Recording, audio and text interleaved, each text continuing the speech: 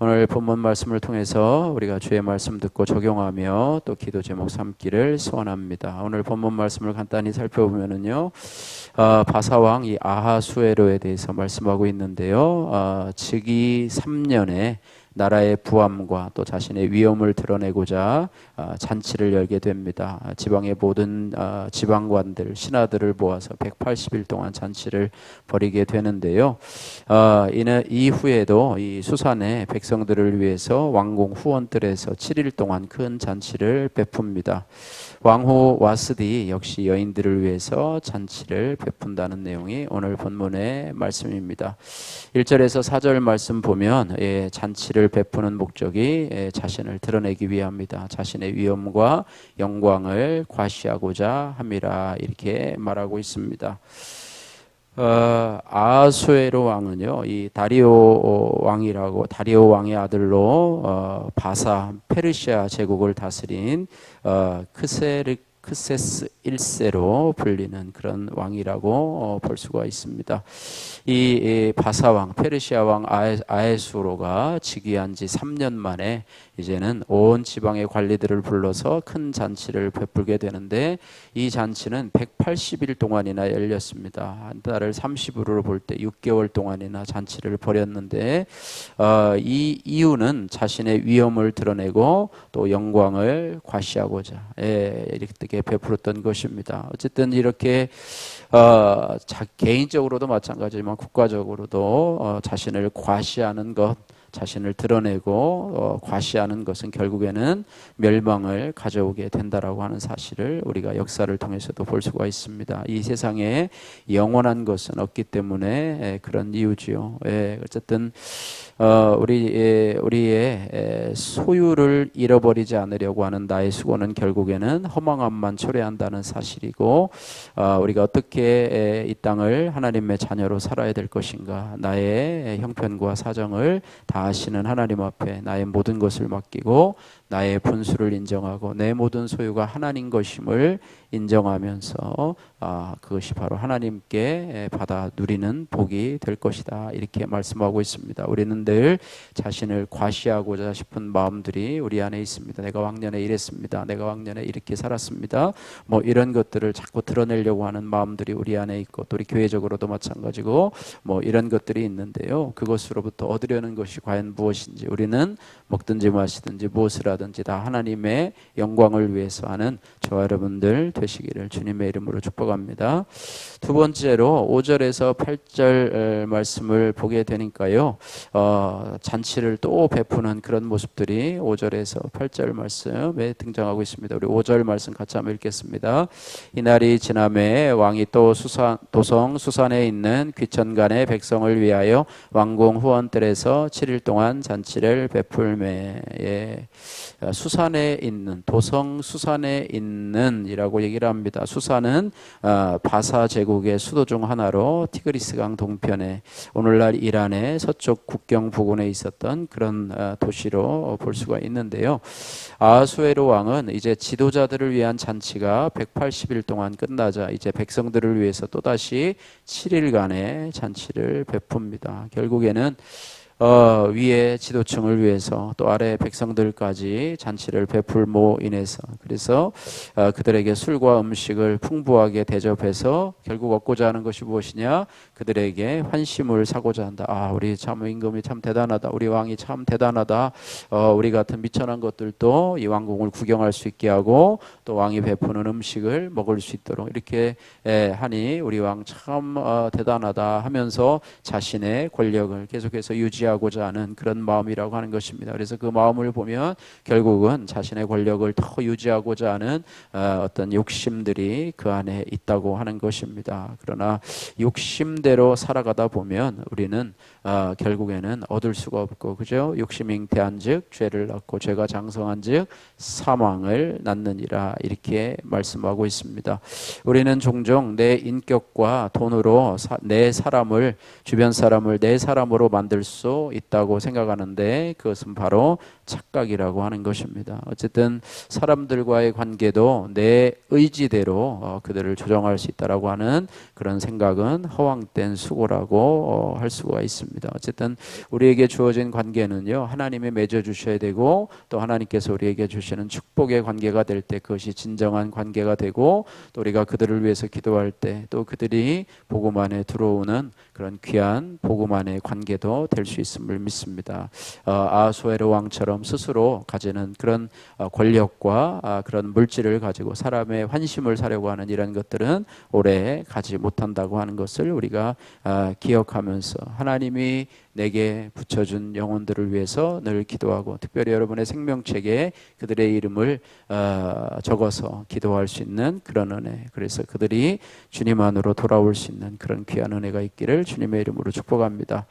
또 9절 말씀을 보니까 이 잔치가 또 베풀어지게 되는데요, 왕후 그의 아하수에로 왕의 부인인 왕후 와스디도 왕궁에서 잔치를 베푸는데 이제는 여인들을 위해서 잔치를 베풀게 됩니다. 9절 말씀도 같이 읽겠습니다.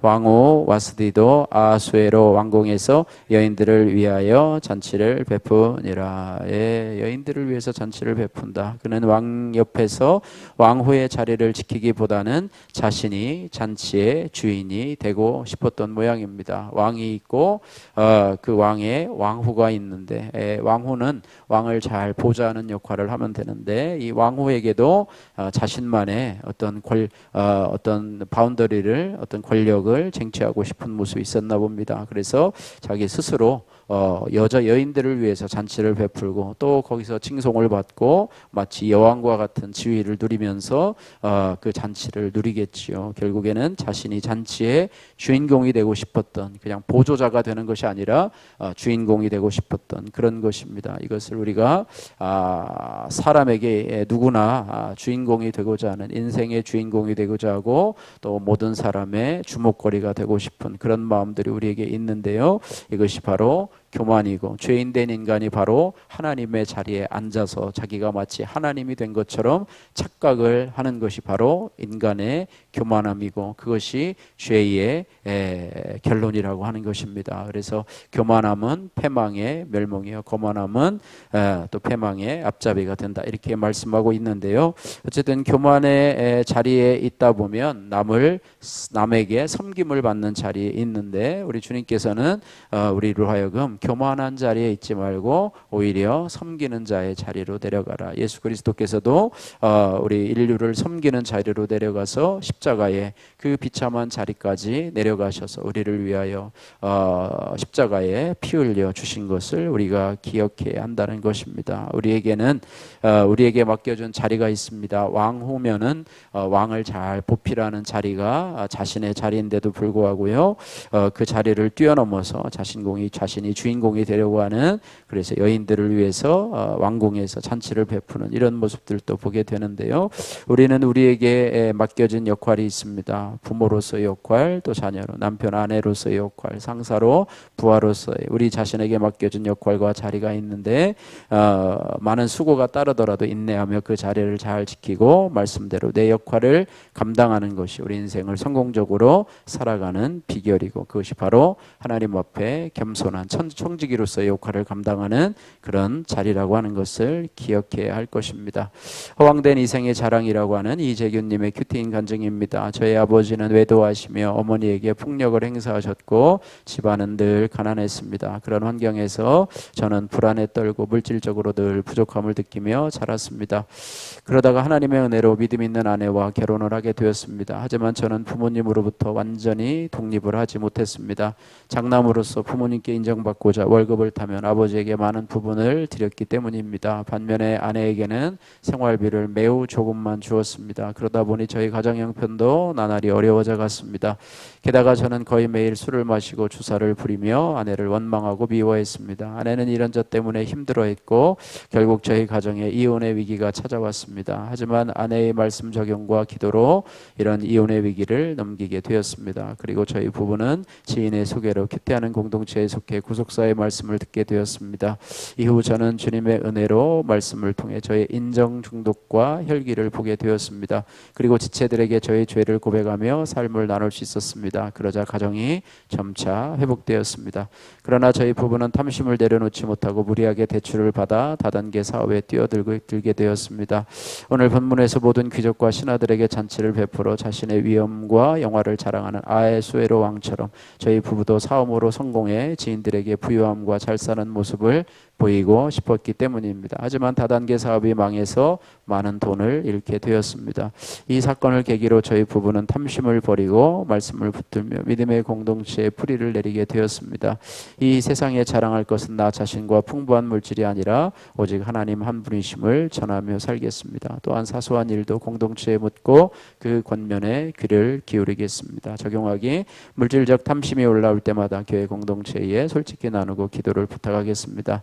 아내에게 불만을 말하기 전에 먼저 소그룹 지체들에게 묻고 나누겠습니다. 기도하겠습니다. 사랑의 하나님 아버지, 감사합니다. 하나님 아버지, 아하수에로 왕처럼 우리가 가진 것들을 부풀려 과시하려는 그런 마음을 용서해 주옵소서. 세상의 헛된 자랑을 끊게 하시고 주변 사람들을 잘 대접해서 그 마음을 사려고 하는 이런 속임수에 우리가 넘어가지 않게 하여 주옵소서. 섬김의 자리를 피하지 않게 하시고 주의 말씀에 순종하여 우리에게 주어진 청지기 역할을 잘 감당할 수 있도록 도와주시고 은혜 베풀어 주옵소서. 우리의 믿음의 공동체와 좋은 관계를 유지함으로 인해서 우리가 아버지 세상의 헛된 것에 아버지 하나님이여 귀를 기울이지 않게 하시고 하나님을 떠나지 않도록 하나님 우리의 믿음의 공동체가 아름답게 세워지게 하시고 믿음의 소그룹 공동체가 더 확장될 수 있도록 은혜 베풀어 주옵소서. 예수님 거룩하신 이름으로 기도드립니다.